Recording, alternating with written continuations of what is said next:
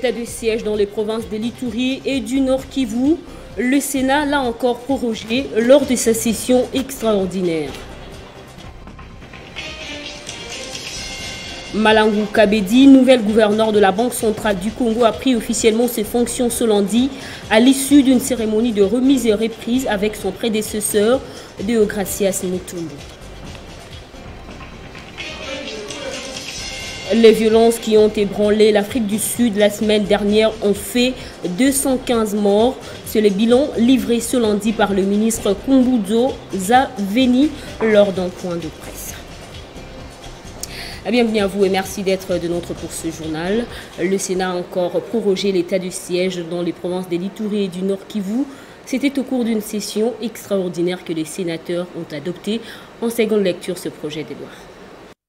Au cours de cette plénière, en visioconférence pour des raisons sanitaires, les sénateurs ont autorisé à l'unanimité et pour la 4e fois consécutive au chef de l'État de proroger pour 15 jours l'état de siège décrété dans les provinces du Nord Kivu et de l'Ituri. Sur 109 membres qui composent le Sénat, 78 membres ont pris part au vote, 78 membres ont voté oui, aucun membre n'a voté non, aucun membre n'a voté abstention. En conséquence, le Sénat a voté le projet de loi portant autorisation de la prorogation de l'état de siège proclamé sur une partie du territoire de la République démocratique du Congo. Une plénière spéciale qui s'est également penchée sur l'examen du texte harmonisé de la proposition de loi organique portant institution, organisation et fonctionnement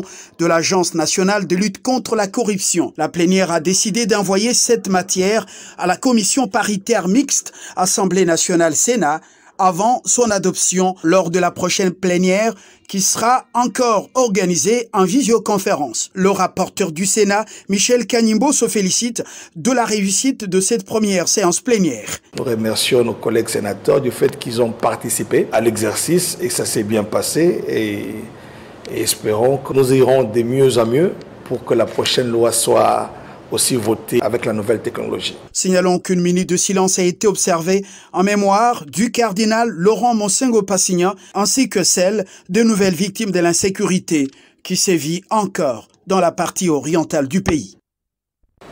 Parlons maintenant de la situation du président de la jeunesse du parti Ensemble pour la République de Moïse Katumbi Jakindala. Depuis dimanche, une alerte a été donnée au sujet d'abord d'un enlèvement, puis d'une arrestation par des hommes identifiés comme agents de renseignement. Ces camps lui reprochent n'est pas clairement établi pour le moment. Donc son parti et des ONG de droits de l'homme tels qu'ACAJ exigent sa libération. C'est depuis le dimanche matin que le coordonnateur de la jeunesse d'Ensemble pour le changement, parti cher à Moïse Katumbi Chapwe, Jakindala, a été arrêté. Ses proches parlent d'un enlèvement. Officiellement, les raisons de son arrestation ne sont pas connues. Mais selon certaines sources judiciaires, il y aurait une plainte contre lui pour appel à la désobéissance civile. Selon les communiqués d'Ensemble, son parti politique, Jakindala, serait détenu dans les locaux de l'Agence nationale des renseignements, ANER en sigle. Une arrestation condamnée par l'activiste de droits de l'homme, Jean-Claude Katende, qui demande par ailleurs la libération de Jakindala. Il dit, je cite, « Petit à petit, le pays retourne à ses vieux démons ». Fin de citation. Pour lui, les pratiques utilisées sont indignes et remettent en cause l'engagement du président Félix Tshisekedi d'humaniser l'ANER. Pour ACAJ, la procédure utilisée pour l'arrestation de Jakindala a violé l'article 17 de la Constitution. Elle exige sa libération et son transfert auprès de l'autorité judiciaire compétente pour lui permettre d'organiser sa défense. Après son arrestation brutale, la femme de Jakindala dénonce le vandalisme de sa maison dont elle et sa famille ont été victimes. Jakindala, comme son parti Ensemble pour la République, a pris des positions radicales contre la proposition de Loladit Tchani qui pourrait écarter Moïse Katumbi Chapwe à la course présidentielle de 2023. La nouvelle gouverneure de la Banque centrale du Congo a pris officiellement ses fonctions ce lundi 19 juillet. C'était au terme de la cérémonie de remise et reprise entre elle et Deogracias Mutombo au siège de la BCC à Kinshasa. À cette occasion, la désormais ex-sociétaire du FMI, Fonds monétaire international, a dit compter sur chacun des agents de la BCC pour apporter sa contribution aux missions dévolues à la première institution financière de la République démocratique du Congo. Rappelons que la nouvelle patronne de la BCC a été nommée pendant ce mois de juillet par le président de la République, Félix Tshisekedi, et elle a comme principale mission de renforcer la crédibilité de cette institution gendarme de la politique monétaire nationale vis-à-vis de ses partenaires. En province, une délégation de l'inspection générale des finances séjourne dans le Haut-Katanga. Elle a eu un entretien avec le gouverneur Jacques Kiaboula. Sa mission consiste en l'encadrement des services financiers de la province et au contrôle dans quelques entreprises de l'État ainsi que les régies financières. L'inspecteur général Jean Bosco Mate Kasouva, chef de cette délégation de 12 inspecteurs, est au micro de Laetitia Massima. Je dirige une délégation de 11 inspecteurs des finances qui est venue faire un travail dans les provinces du Haut-Katanga et comme dans celle du Lualaba. Nous avons été reçus par son Excellence Monsieur le Gouverneur à double titre. Premier titre, c'est que c'est l'autorité de la province par qui nous devons passer pour présenter nos civilités. Nous lui avons aussi pour donner l'objet de notre mission et que nous avons présenté aussi l'équipe pour qu'il sache combien nous sommes, puisque nous sommes chez lui, dans son entité. Et à plus, il nous a tendu une oreille attentive. Il a promis le soutien de son soutien pour l'exécution de la mission. Donc, il dit qu'il est content que cette mission soit là, puisque lui-même, comme chevalier de la bonne gouvernance, il veut que l'équipe de l'inspection des finances implémente aussi cette gouvernance dans la province. Et il a accueilli favorablement la mission. Nous venons pour le gouvernorat d'abord, encadrer les dépenses du gouvernorat. Nous venons pour encadrer les dépenses de la direction des recettes de la province. Nous devons procéder à un contrôle de gestion de la JCAMIN, de la SNCC. Nous devons aussi encadrer les recettes publiques à travers les 3 régies, DGDA, DGI et DGRAD. Après 10 ans de conflits de succession, le groupement Noamba dans le territoire de Dilolo, la situation pourrait être réglée grâce à l'implication personnelle du gouverneur intérimaire du Lualaba, Fifi Masuka Saini, qui avait dépêché le ministre provincial en charge des affaires coutumières, qui a rencontré tous les protagonistes. Grâce à l'implication du gouverneur intérimaire de la province du Lualaba, le conflit coutumier de succession en cours depuis 2011 dans le groupement Naomba, territoire de Dilolo, connaît un début de dénouement. Fifi Masuka Saini a dépêché sur terrain le ministre provincial des affaires coutumières. La délégation du ministre Sabin Funga Mwangu a été accueillie chaleureusement grâce à la confiance que la population de la contrée a envers la femme numéro 1 du Lualaba. Une première depuis que ce conflit de succession existe. Nous avons reçu la demande de chef Chiluka, demande qui consistait à aller l'installer comme chef de groupement Naomba. Pendant qu'on s'est préparé à aller l'installer, nous avons reçu une autre équipe qui est venue contester sa désignation. Alors cette contradiction a poussé l'autorité provinciale à nous envoyer sur le terrain pour aller nous imprégner. Nous sommes arrivés là-bas, nous avons trouvé réellement des déclarations toutes différentes. Les 2 candidats, malheureusement aussi, qui sont tous des familles différentes, qui n'ont pas vraiment de liens. Alors nous avons récolté des propositions. En fait, la population s'est imposée. Elle nous a demandé d'aller dire à l'autorité que nous voulons que les chefs qui nous a été choisi par les chefs de chefferie soient tout simplement déchus et qu'on recommence les consultations de manière à ce qu'on ait un chef qui proviendrait de la famille régnante. Masuka Saini Fifi est dans la logique de faire régner la paix sur toute sa juridiction pour faciliter l'élan de développement qu'il a enclenché dans chaque coin de la province du Cobalt, selon la vision du président de la République, Félix Tshisekedi. La pacification de la province du Maniema, saluée par de nombreuses associations de la société civile et acteurs sociaux, une cérémonie a été organisée où le numéro 1 de l'exécutif provincial a reçu un brevet de mérite pour l'encourager à poursuivre les actions d'intérêt commun. C'est au cours d'une cérémonie organisée par les observatoires congolais pour la bonne gouvernance que le gouverneur ad intérim du Maniema, Afani Idrissa Mangala, a été décoré en qualité de l'ambassadeur de la paix, en reconnaissance de ses nombreuses réalisations depuis qu'il est à la tête du gouvernement provincial du Maniema. À l'occasion, un diplôme d'honneur de mérite lui a été décerné par le président de cet observatoire, et c'est en présence de plusieurs personnalités, tant du gouvernement provincial, de membres du conseil provincial de sécurité que d'autres invités considérés comme témoins de l'événement. Dans son speech, M. Papi Serge Mayaka justifie l'acte de sa structure par la matérialisation de plusieurs projets par le gouverneur Aïe Afani Idrissa au profit de la population. Depuis qu'il a pris les commandes de cette province, on a senti un management nouveau à la tête de cette province. Il s'est mis à pacifier toute la province. Vous avez suivi dernièrement les longs voyages qu'il avait effectués au niveau du secteur de Samabila, où il a pu réconcilier les deux factions de Maïma et Malaïka. Ils se sont réconciliés, ils ont fumé le calumet des pays grâce à son action politique et diplomatique. Ils ont souscrit à l'idée même du gouverneur, celle de la paix, et que la province était désormais sécurisée dans cette partie-là. Pour sa part, les récipiendaires a dédié ses diplômes d'honneur et des mérites à toute la province, tout en soulignant qu'il reste incité à bien travailler davantage. Le contrôle forcé des véhicules non en règle avec le paiement de taxes et de redevances de transport débute bientôt à Kinshasa. Avant d'entamer cette opération, le commissaire provincial de la police-ville de Kinshasa, Silvano Kassongo, a échangé avec les différentes corporations des chauffeurs de véhicules, question de les sensibiliser à s'acquitter de leurs devoirs. Il s'est agi d'une réunion de sensibilisation et d'échange. Vous savez ce qui s'est passé les 12 villes de Kinshasa, il y a eu une grève sauvage.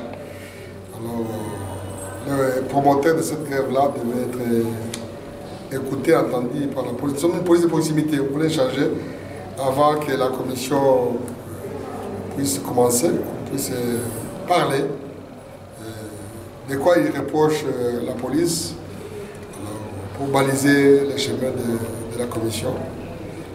On a échangé, c'était fructueux. Ils ont compris, ils ont dit que la police n'avait pas beaucoup de problèmes. Leur doléance était ailleurs. Mais ils se sont focalisés sur le comportement de certains agents égarés. De leur côté aussi, des chauffeurs qui se comportent mal, qui ne respectent pas le code de la route. Ça a été vraiment important. Ils sont partie satisfaite, nous aussi croyons que ça sera comme ça, ce sont des partenaires. Nous, on ne regarde pas la légalité, ce sont des mutuelles.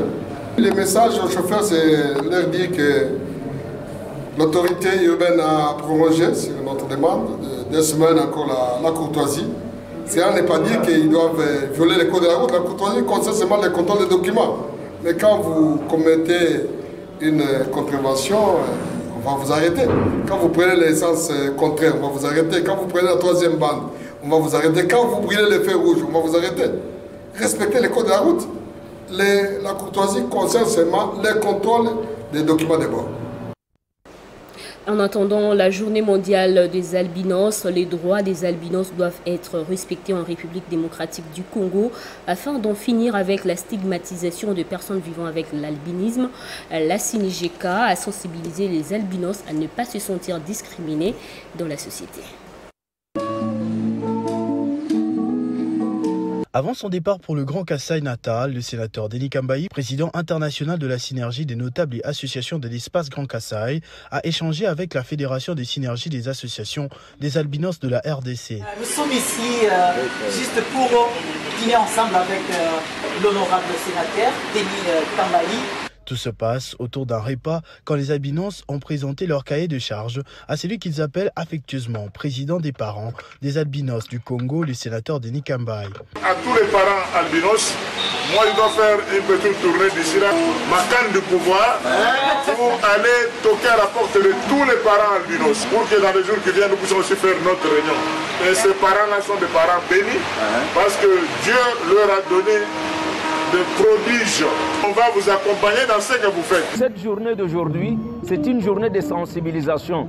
Comme il est parent des personnes vivant avec albinisme, il va mobiliser encore d'autres parents qui ont des enfants albinos pour que ces parents-là puissent saisir le taureau par les cornes sous son éveil de conscience afin de venir à l'aide à cette catégorie de personnes qui sont discriminées, stigmatisées et marginalisées. Les albinos sont des enfants comme tous les autres, jouissent de tous les droits partout à travers le monde et en RDC sans aucune distinction. Vous avoir comme enfant, c'est le germe de bonheur que nous avons. Mais tout celui qui a un enfant albinos, qui le maltraite, donc il s'acquiert donc le malheur.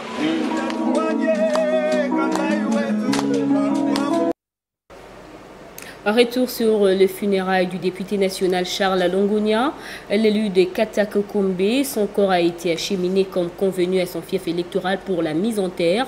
Les derniers hommages de la République lui ont été rendus à Luja en présence des députés nationaux du Sankourou, dont Lambert Mende. L'avion transportant la dépouille mortelle est arrivé sous le coup de midi dans la journée de vendredi. Des députés nationaux du Sankourou, sous la conduite du président du caucus des élus nationaux de ce coin du pays, le député national Lambert Mende, avait également fait le déplacement. Au pied de l'avion, des foules venues rendre les derniers hommages au député national de la CCU, Katakokombe. Au stade Lumumba, c'est l'administrateur du territoire de Loja qui prend en premier la parole pour les hommages. Envoyé par le président de la République, le député national Lambert Mende a reconnu l'illustre disparu comme acteur politique, grand leader religieux, poète et philosophe. Dans ce mot de circonstance, le député national Lambert Mende a témoigné également son attachement à la famille du regretté, tout en l'assurant de sa sollicitude. Je me souviens personnellement qu'avant de solliciter la parole auprès du président de l'Assemblée nationale, l'honorable Christophe Mbosoko Diampouanga, un tonnerre d'applaudissements de toute la salle. Union sacrée de la nation comme front commun pour le Congo, les mots ci-après. Sur cette terre, nous ne sommes que des passagers en transit. Faisons en sorte de rendre appréciable et agréable pour tous la trace que nous y laissons. Et il a continué. Nous devons, comme représentants du peuple, amener tous les responsables à arrêter avec la violence brute.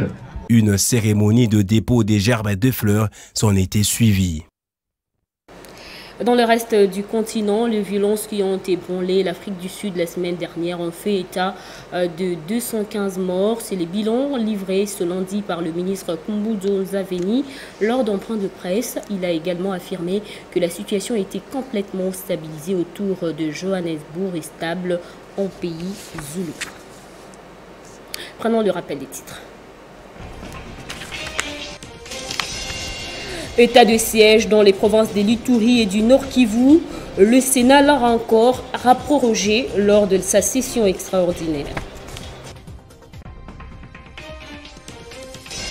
Malangu Kabedi, nouvel gouverneur de la Banque centrale du Congo, a pris officiellement ses fonctions ce lundi à l'issue d'une cérémonie de remise et reprise avec son prédécesseur, Deogracias Mutombo.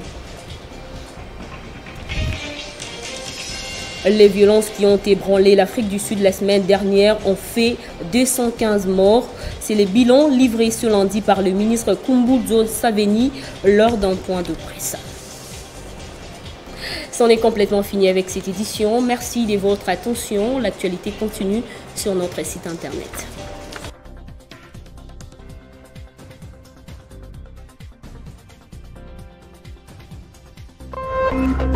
Téléchargez les infos Télé 50 sur www.télé50.cd.